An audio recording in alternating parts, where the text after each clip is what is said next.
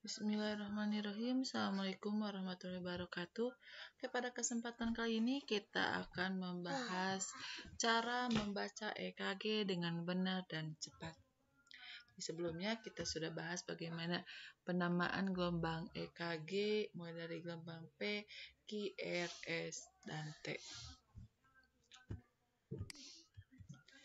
Oke, langkah pertama adalah perhatikan kalibrasi dan kecepatan EKG.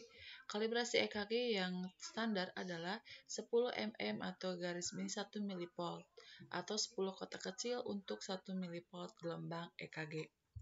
Dan kecepatan mesin EKG yang standar adalah 25 mm per sekon atau 25 kotak kecil untuk 1 detik rekaman EKG. Ya.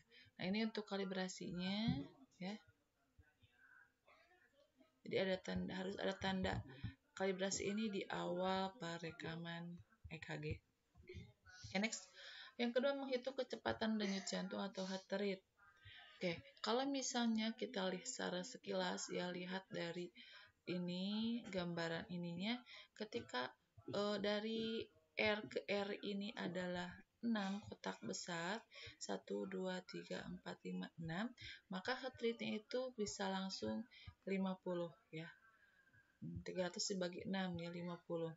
Kalau dari R ke R-nya 5 kotak besar itu 60.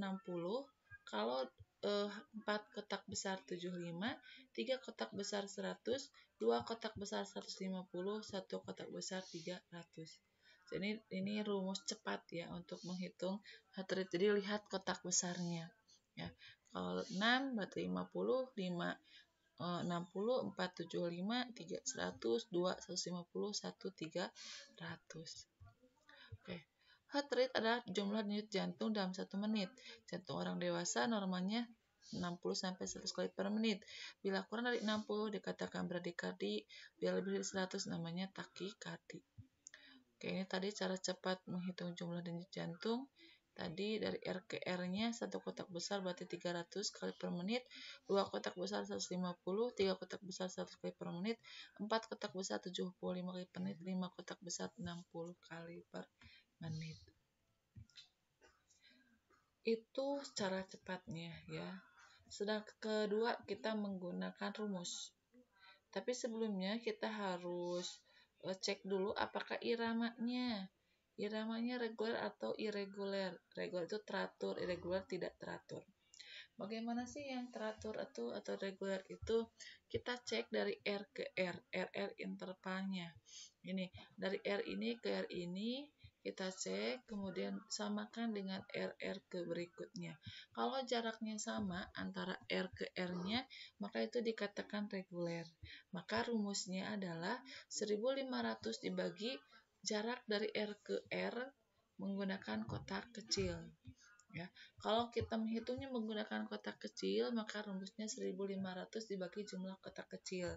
Tapi ketika kita menggunakan kotak besar, maka rumusnya 300 dibagi jumlah kotak besar.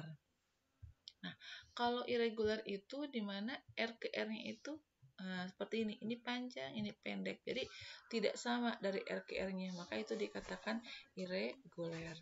Bagaimana cara menghitung denyut jantung pada irama irregular? Nah, untuk irama yang tidak teratur, kita menggunakan metode seek count atau metode 6 detik. Kita ambil garis selama 6 detik di EKG atau setara dengan 30 kotak besar atau 150 kotak kecil. Ini di gambar EKG beda-beda, ada yang ada di bawah itu tulis 1S, 2S sampai 6S. Kita bisa ngasih titik ya dari awal sampai ini. Kalau misalnya nggak ada keterangan detik-detiknya, maka kita hitung aja 30 kotak besar. Misalnya dari sini 1, 2, 3, 4, 5 sampai 30 kotak besar. Kasih tanda seperti ini. Setelah itu lalu hitung jumlah denyut yang ada dalam garis itu dikalikan 10. Jadi kita hitung ini kesininya berapa, ini aja tinggi R-nya ada berapa, 1, 2, 3, 4, 5, 6, 7, 8. Berarti 8 dikali 10, 80. Maka heart rate-nya adalah 80 kali per menit. Nah, ini. Menentukan irama jantung. Ya. Irama jantungnya sinus apa asinus? Nah, tadi di pembahasan sebelumnya kita jelaskan yang dikatakan irama sinus itu adalah ketika gelombang P diikuti kompleks QRS dan T. Ya. Terus PR intervalnya normal 3-5 kotak kecil. Pokoknya data yang lainnya normal. Maka iramanya dikatakan sinus. Kalau misalnya nggak ada gelombang P-nya langsung QRS, berarti itu bukan irama sinus. Ya. Nah, berikut 7 step dalam menganalisis irama jantung. Tadi tentukan heart rate. Oke, sudah ya. Yang kedua, perhatikan pola regularitas kompleks QRS. Kompleks QRS reguler atau muncul teratur atau jarak antar interval R-nya sama. Nah, sinus rhythm, atrial rhythm, junctional rhythm, ventricular rhythm. Kompleks QRS regularly irregular atau kompleks QRS yang muncul tidak teratur tapi mempunyai suatu pola yang reguler. Ini sinus aritmi, api blok ya. Kompleks QRS irregularly irregular atau kompleks QRS yang muncul tidak teratur dan sama sekali tidak mempunyai pola, contohnya atrial fibrilasi dan ventricular fibrilasi. Yang ketiga, perhatikan morfologi kompleks QRS. Morfologi kompleks QRS sempit atau narrow kompleks QRS. Durasi kompleks QRS-nya kurang dari 0,12 detik atau 3 kotak kecil. Ya, umumnya irama berasal dari sinus, atria atau junctional kecuali terjadi konduksi dengan abrasi. Morfologi kompleks QRS lebar lebih dari 0,12 detik, umumnya irama berasal dari ventricle atau supraventricle dengan abrasi. Contohnya ini yang lebar wide QRS, ini yang narrow sempit sekali. Kalau yang normal ini 1-3 kotak kecil. Kalau narrow kurang dari 1 kotak kecil, ini lebih dari 3 kotak kecil. Oke, tentukan ada tidaknya gelombang P serta morfologinya. Adanya gelombang P sebelum tiap gelombang QRS dengan morfologi dan interval PR yang normal menunjukkan irama tersebut berasal dari sinus atau irama normal. Jika ditemukan gelombang P tapi tidak dengan morfologi dan interval PR yang normal, kemungkinan irama berasal dari atrial atau junctional atau konduksi retrograde dari ventricle. Jika tidak ditemukan gelombang P, kemungkinan irama adalah atrial fibrilasi, sinus arrest atau gelombang P berhimpit dengan gelombang QRS.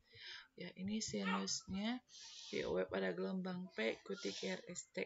Ya. Kelima, perhatikan relasi atau hubungan antara gelombang P dan QRS. Ya, jadi harus saling berhubungan antara atrium dengan ventricle. Jadi gelombang P diikuti QRST.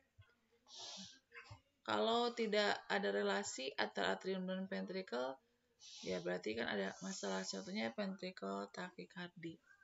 6. Perhatikan onset dan terminasi aritmi. Ya. Bila onset dan terminasi aritmi terjadi secara tiba-tiba menunjukkan aritmia yang disebabkan oleh mekanisme re-entry gradual atau bila onset dan terminasi aritmia terjadi secara bertahap atau perlahan menunjukkan aritmia disebabkan mekanisme peningkatan automatisasi. Respon irama terhadap pagal manuver. Sinus takikardi atau ectopic atrial takikardi terjadi perlambatan heart rate secara bertahap, tapi kecepatan irama kembali bila manuver di stop. Ya, ini yang manuver pagal, mengedan, batuk, ya seperti itu akan menyebabkan kelainan dari gambar EKG, misalnya beradi menyebabkan ya ketidakstabilan. Aksis jantung. Aksis jantung singkatnya adalah resultan dari seluruh vektor dari arus listrik jantung yang menandakan arah sebagian besar arus listrik jantung berada. Normalnya arah aliran listrik jantung itu berada pada arah ventrikel kiri, diakibatkan otot ventrikel kiri yang lebih tebal sehingga arus listrik jantung akan dominan ke arah dari ventrikel kiri atau pada gambar di atas di kuadran kanan bawah. Kita lihatnya di lini 1 dan APF. Ya, lini 1 positif, APF positif, normal. Jadi untuk lini 1 ibu jari kanan, untuk APF ibu jari kiri. Nah, kalau positif itu ke atas, dua-duanya ke atas positif. Kalau di satu positif, eh, APF negatif itu LAD. Kalau dari satu negatif, APF positif RAD. Kalau dua-duanya negatif, menandakan ekstrim RAD atau ekstrim LAD.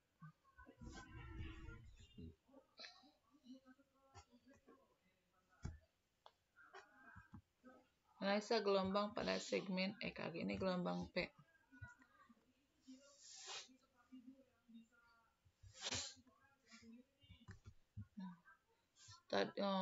Yang kemarin sudah jelaskan bahwa gelombang P itu ke samping dan ke atas kurang dari 3 kotak kecil. PR interval 3-5 kotak kecil. Untuk kompleks QRS, untuk Q-nya itu kurang 1/3 tinggi R. Untuk kompleks QRS 1-3 kotak kecil.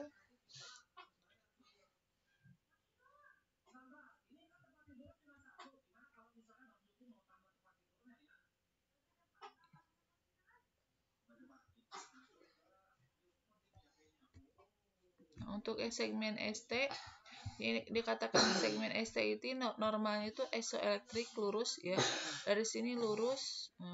Kalau ini ST elevasi ketika ada peningkatan dari si garis ini namanya ST elevasi. Kalau depresi di bawah garis ya, ST depresi. Ini contoh ST elevasi seperti ini ya, ininya. Yang contoh ST depresi seperti ini yang menandakan kalau ST depresi itu iskemik, kalau ST elevasi itu impak. Gelombang T ya, gelombang T ini seperti ini, normal ke atas, kalau ke bawah namanya inverted, menandakan adanya iskemik.